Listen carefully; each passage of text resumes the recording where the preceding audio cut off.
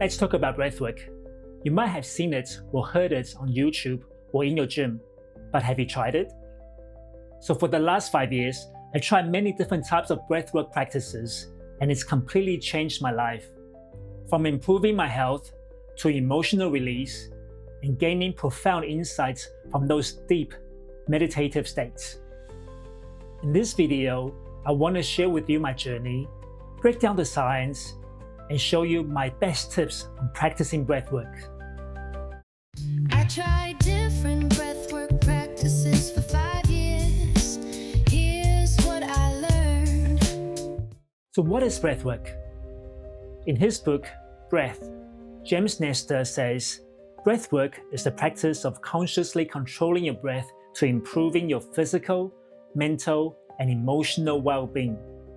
And it's been used for thousands of years, but most of us just forgotten how to breathe properly.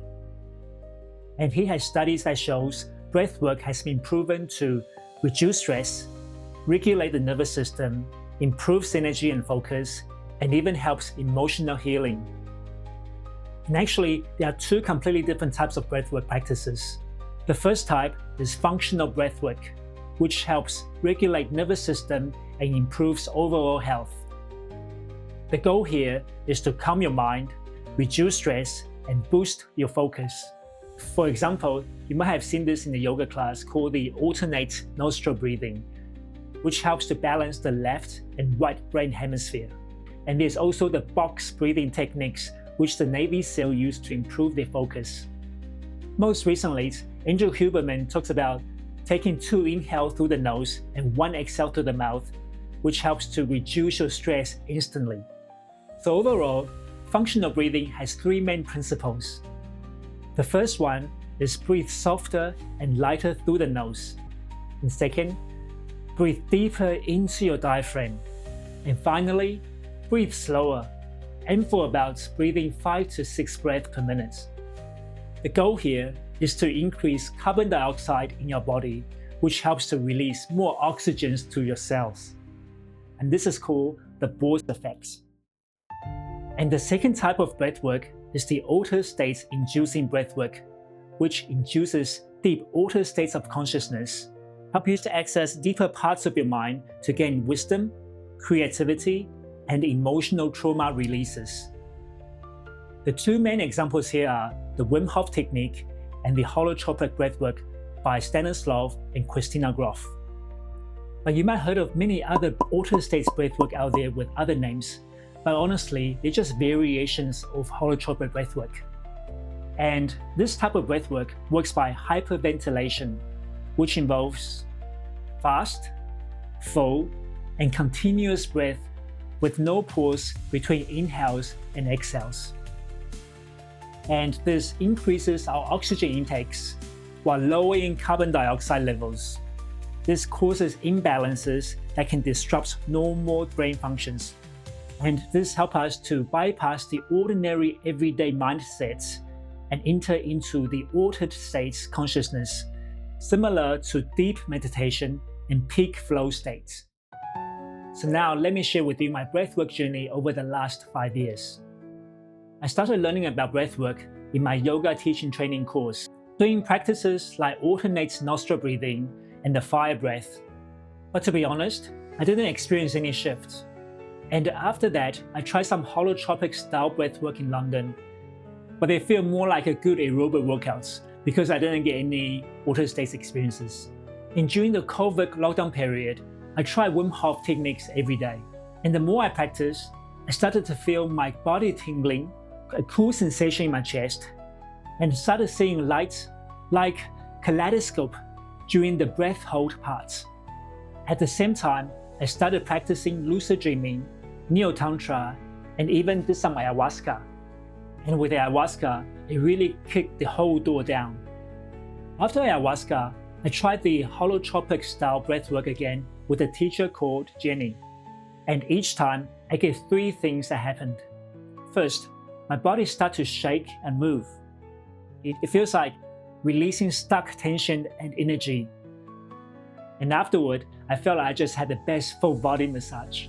And the second thing that happened is that I get this emotional release.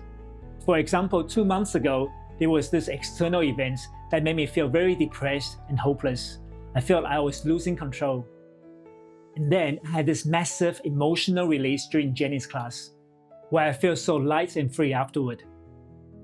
It wasn't like my problem has disappeared, but my response to the problem has changed. The anxiety that used to control my thoughts and feeling didn't have that grip on me anymore. The third benefit I get from the session is deep wisdom and solution. For example, the idea for creating this YouTube channel came from during one of Jenny's breathwork workshops. So the moral of my story is, if you're new to breathwork and haven't had intense experiences yet, don't worry. Altered states effects can take more time and practice to show up. So be patient, or you can try different teachers with different type of practices. And if you had tried other meditation practices or did ayahuasca, breathwork is a great way to re-enter those states. So if you want to try altered states breathwork, here are my 3 biggest tips. First, set an intention, or what we call a sankalpa in meditation practice before the session. It's like planting a seed in your mind for what you want to work through during the session. And it's best to write it down in your journal or in your phone's app. And if you're not sure which intention to set, the best intention I tried in that case is to have the experience that's most beneficial for me right now. And my second best tip is, if you want to drop into that altered states faster during the breathwork session, first listen to the teacher's breathing instruction, but then I gradually shift my focus from the thoughts in my head to the sensation in my body. After a while, I just let the breath take over naturally with no control from me. To go even deeper, I notice how my inhale and exhale begin to merge together. It's not about stop breathing, but more like breathing with no distinct inhales and exhales. It's very trippy, but in the best way. And my third tip is to write down anything that comes up during the session immediately in your journal or on your phone, because we tend to forget these deep insights very easily if we haven't written it down. So after doing breathwork for 5 years, the biggest lesson I learned is, before I used to think that breathing is just something that we do to keep us alive. Because breathing is the first thing we do when we were born, and the last thing we do before we die. But practicing breathwork has made me think differently, and realizing that breath is a powerful force that connects us to our deeper selves and to each other. Because the air that I breathe in is the same air you breathe out, and the air I breathe out is the same air you breathe in. In this way, we are part of each other. So, if we want to live better, we need to help each other breathe better, starting with ourselves. Every time we breathe, we're not just staying alive, we're connecting with our deeper selves, with each other, and with the entire world. So I hope this video has helped you to learn more about different types of breathwork classes and even encourage you to try them out. And let me know if there's anything more about breathwork you'd like me to talk about in future videos. And if you tried breathwork, I'd love to hear about any experiences you had. And if you haven't, what's stopping you? And please click the like button and subscribe. It will really encourage me to make more videos like this. So thank you very much for watching, and I'll see you in the next video.